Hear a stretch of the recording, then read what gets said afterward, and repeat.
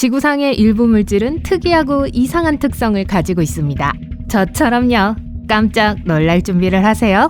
첫 번째는 에어로젤입니다. 에어로젤은 단단하고 투명한 구조입니다. 과학계의 수박과도 같은 존재죠. 에어로젤은 인류에게 알려진 가장 가벼운 고체 물질 중 하나입니다. 정말 가벼워요.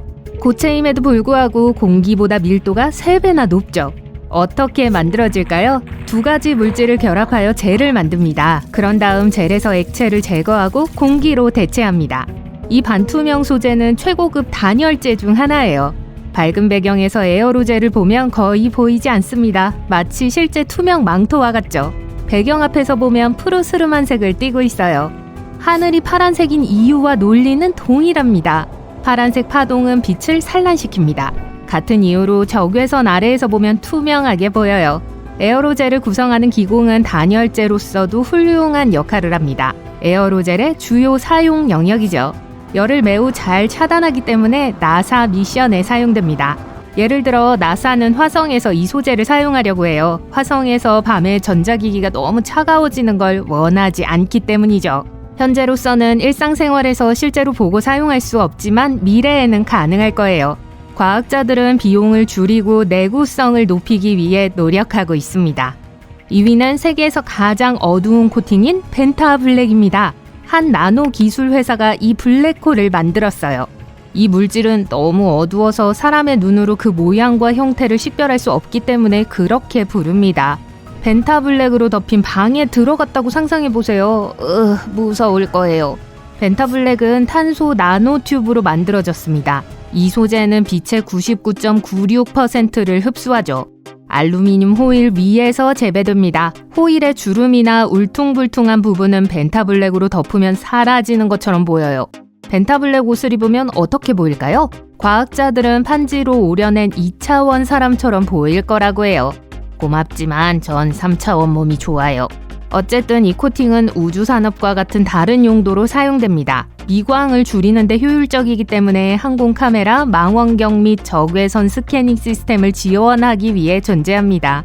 초소수성 물질은 물을 작은 구체로 감싸는 멋진 물질입니다. 보석처럼 보여요. 초소수성 소재의 초능력은 방수 기능입니다. 좀 더 구체적으로 설명하자면 자동차 앞유리에 이 물질을 뿌리면 빗속에서 시속 65km로 운전해도 앞유리가 젖지 않아요.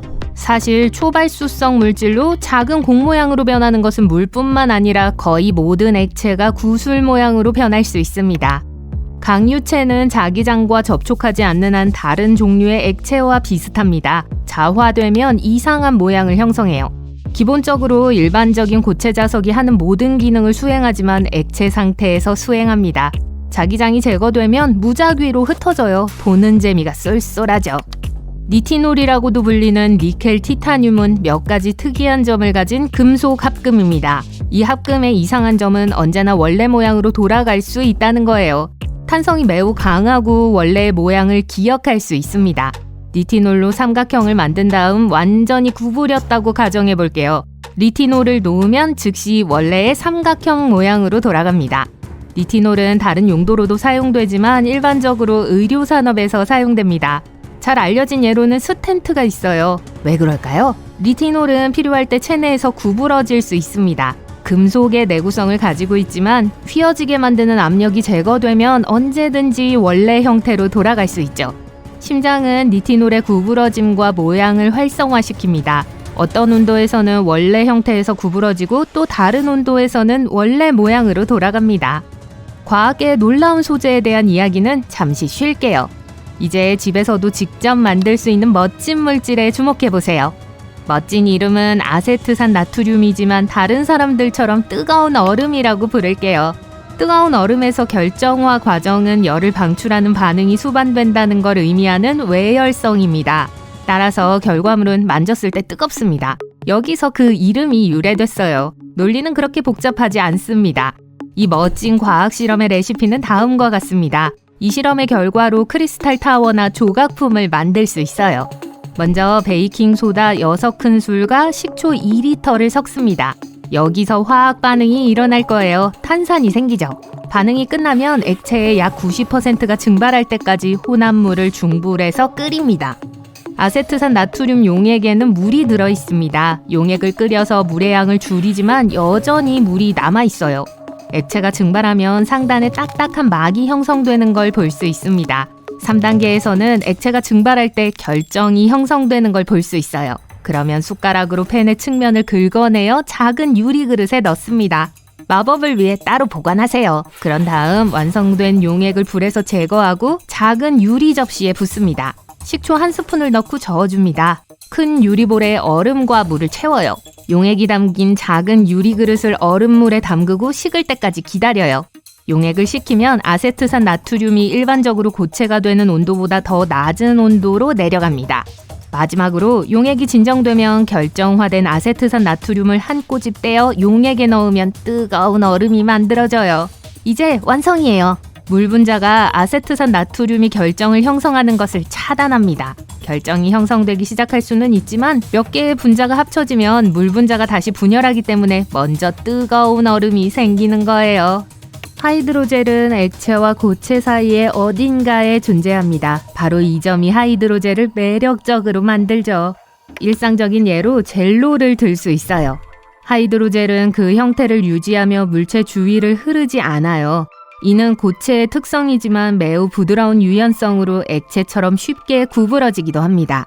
젤로를 예로 들었지만 다른 유형의 하이드로젤과 다른 사용 분야가 있어요. 예를 들어 과학자들은 생체 재료로 하이드로젤을 사용합니다. 유연하고 내구성이 뛰어나기 때문에 인체에 적용할 수 있어요.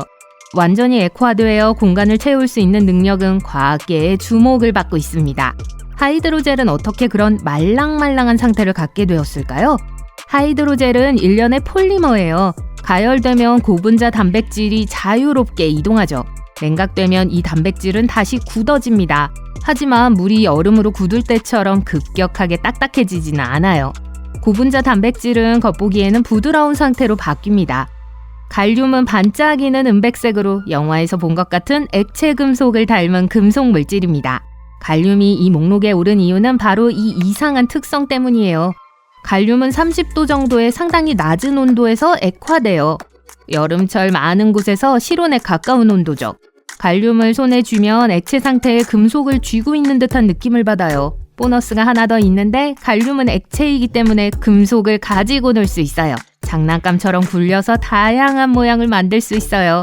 갈륨은 고체 상태에서도 부드럽습니다. 팔에 큰 힘을 들이지 않고도 칼을 이용해 반으로 나눌 수 있어요. 이 금속은 실용적인 용도로도 많이 사용됩니다. 예를 들어 갈륨은 LED 조명과 제약 산업에 사용돼요. 하지만 로켓 엔진에는 많이 사용되지 않을 거예요.